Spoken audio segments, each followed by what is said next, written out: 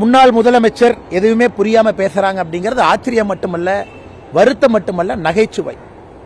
ஒரு பார்டர் ஸ்டேட்ல அவங்க ட்ரக்ஸை பிடிச்சா அது சாதனை. ஒரு பார்டர் ஸ்டேட்டுக்குள்ள தான் ட்ரக்ஸ் உள்ள வரும். குறிப்பாக முந்திரா, குறிப்பாக இந்தியாவுடைய பார்டர் ஸ்டேட் தான் ட்ரக் உள்ள வரக்கூடிய ஏரியாவே. அதனால தான் 2வது பிப்ரவரி மாதம் கடைசி வாரத்தில் பார்த்தீங்கன்னா போர்பந்தர்லிருந்து 60 கிலோமீட்டர் தூரத்தில் ஒரு படகு பிடிச்சாங்க. ஏன்? அந்த படகு ஈரான் சப்பர் போர்ட்லேருந்து வரக்கூடிய படகு. அதில் வரக்கூடிய சரக்கு எங்கே போகணும்? சென்னைக்கு.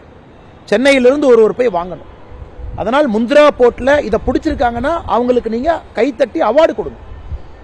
ஒரு பார்டர் ஸ்டேட்டில் ஒரு ட்ரக்ஸை கண்ட்ரோல் பண்ணுறாங்கன்னா அவங்களுடைய எஃபிஷியன்சி எந்த அளவுக்கு பிடிக்கிறாங்க பொறுத்து தான்.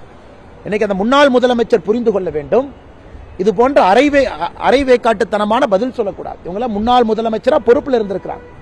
நாகாலாந்து, உத்தராகண்ட், ஹிமாச்சல், குஜராத் பார்டர் ஸ்டேட்ல வெளியே வர்றத ஒரு காவல்துறை பிடிக்கிறாங்கன்னா இட் ஷோஸ் தேர் எஃபிஷியன்சி. தமிழ்நாட்டில் எங்க கஞ்சா கல்டிவேட் பண்றோமா? ஏதாச்சும் இங்க மலைப்பகுதி இருக்கா? இங்க ஏதாச்சும் வளர்க்குறாங்களா? கஞ்சா செடி பயிரிட்டு இருக்காங்களா? தமிழ்நாடு போன்ற பகுதியில் நம்முடைய குற்றச்சாட்டு ஆளும் கட்சிக்கு இருக்கக்கூடிய தொடர்பு. அயலகணியில பொறுப்பில் இருக்காங்க. இன்னைக்கு பாத்தீங்கன்னா பங்காளி கட்சி என்பதை முன்னாள் முதலமைச்சர் அவர்கள் மறுபடியும் ஊர்ஜிதம் செய்யறாங்க. அவங்க பேச மாட்டாங்க. அதுக்கு பதிலாக முன்னாள் முதலமைச்சர் பதில் சொல்லிட்டு இருக்காரு. ஆனால் திரும்ப நீங்க முன்னாள் முதலமைச்சர் கேட்கணும். பார்டர் ஸ்டேட்ல கஞ்சாவை பிடிக்கிறக்கும், பார்டர் ஸ்டேட்டில் இருக்கக்கூடிய ஒரு போர்ட்டில் கஞ்சாவை பிடிக்கிறக்கும், தமிழ்நாடு போன்ற பகுதியில் இதுவரை கஞ்சா புழக்கம் இல்லாம ஆயிரக்கணக்கான கோடி ரூபாய் சிந்தட்டிக் ட்ரக்ஸை பிடிக்கிறக்கும் வித்தியாசம் இருக்கு. இந்த ஆபரேஷன் யார் பண்றாங்க? மத்திய அரசு தானே பண்றாங்க. இதனை மாநில போலீஸ் முந்தரா போர்ட்ல போய் பிடிச்சாங்களா? தமிழ்நாட்டினுடைய காவல்துறை முந்தரா போர்ட்ல போய் செர்ச் வாரண்ட் வாங்கிட்டு போய் பிடிச்சாங்களா? அது பிடிச்சது யார்?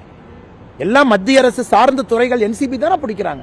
அதனால் முன்னாள் முதலமைச்சர் அவர்கள் யாரை காப்பாற்றுறதுக்கு பிரசிடன்ட் ஸ்டேட்மெண்ட் கொடுத்துட்டு இருக்காரு? நான் பங்காளி கட்சியின் மறுபடியும் ஊர்ஜிதம் செய்யறாரா?